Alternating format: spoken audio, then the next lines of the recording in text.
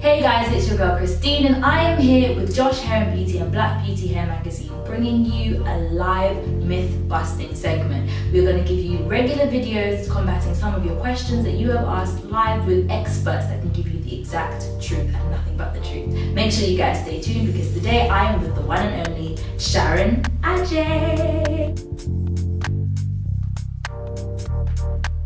Hi guys, I'm really pleased to be here, and I'm especially pleased to be able to answer your questions. And I know that you guys have got loads of questions that you've never really found the answer to, and I'm here to answer them. So let's go. So Sharon, tell us about yourself. How did you get started in hairdressing? It was an accident, but I don't believe in accidents. I originally wanted to be an architect because I was never academic. Typical African parents, you have to be a doctor, a nurse, a lawyer, Oh, yeah. But it didn't fit me. So I was more creative. I like to draw, I like to create things, and I like to do hair. I had all the dollies in the world and I broke all their heads off. So eventually my mum said, okay, you're going to be an architect. And I thought, no, I'm not.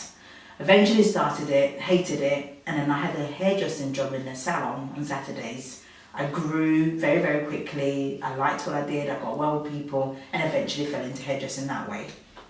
So thereafter, I got the opportunity, great opportunity, to work with the SNL group, who then own salons in Harrods, D.H. Evans, and many of the high standard salons. I eventually went and took a job with them, became an area manager, became a floor manager, and started my stage work and my education work. So hence, here I am with all of that background to give to you. Okay, so what about hair interests you? I sit on the bus, on the train, in my car, and I fix people's hair as I'm driving. I love the concept, but I'm especially interested in solving the problems with and in hair. And our first question for today's segment is how to properly cleanse hair at home. Okay, now this is really easy, and this applies to all textures of hair. But on some type of hair, like natural hair, it may take longer because the texture of the hair may be a little bit harder to work through, but it's all very possible. First of all, you find a very professional cleansing shampoo. So for afro hair, we tend to put product on our hair on a daily basis, sometimes twice or once a week. So you have something we call build up, which is a build up of the product that tends to resonate on the scalp. Okay. Yeah. So if you go to wash your hair and you don't wash your scalp, the products still stay on your scalp and it becomes a little bit cakey. And remember, the scalp is the soil in which the hair grows through, and it's also an extension of your skin. So if you think about it, you would never not wash your face and get up and put more cream on it. Yeah? So the same principle applies to the scalp. So to wash your hair properly, you have to focus slightly on cleansing the build-up on the scalp. So first step, get a cleansing shampoo, a professional one. Second step, ease the products from your scalp into the hair. Third step, do a dry shampoo to just get rid of the residue. Fourth step, repeat it. Fifth step, use a hydrating condition, and you're done. Our last question for this segment is going to be based around a bit of a myth going on around at the moment. And it's basically based on henna. Now, I know we typically use henna, brides use them to decorate their hands and their feet for weddings and all those kind of traditional kind of things, and also just recreational, but now people are using it in their hair. I want to know from you, a professional, what your feedback is in regards to that. What do you think about it? In my professional opinion, I wouldn't recommend henna for everybody. My Indian clients like it because they grew up with it. Their hair texture is also not as dry as Afro mixed texture hair. So henna for me is not a recommendation for everybody.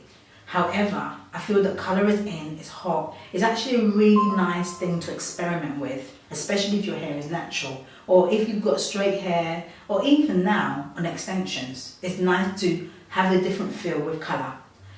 However, I feel that colour is best done professionally. There's a range of professional products that I've worked with over the years, like L'Oreal professional range, Goldwell professional range, Wella professional range. They tend to get you a better result and also help the longevity of the hair. So a lot of the not so professional stuff that you can get in the shops, they do colour the hair, but the condition of the hair is then compromised, and I find that the hair tends to break a lot easier with those. So if you want colour, go for it. Colour's an excellent way to have a different look, have a different feel. But go into a professional salon, get at least a consultation based on your hair type, because not every hair can take colour. And if you can't take a very bright colour, perhaps you can go for something a little bit less, because the brighter the colour is, the more it takes out your hair. So Josh Hair and Beauty, they're based in Croydon. I think they're very, very good at giving free consultations. If not, there are other salons that are professional around London, around England, that you could try, that will help you to at least get an understanding based on your own personal hair type before you meddle colour. But go for it. Colour's an excellent way. Henna, not for everybody. Alright, thank you so much, Sharon, for talking to us today. I cannot wait to get back to you guys with some more questions. Make sure you send your questions in and we will be more than glad to answer them for you. We'll leave some more information in the next shot that you can get to contact the salon, to contact Sharon Adjei herself and get a free consultation from her. Make sure you guys stay tuned and stay conscious about your hair.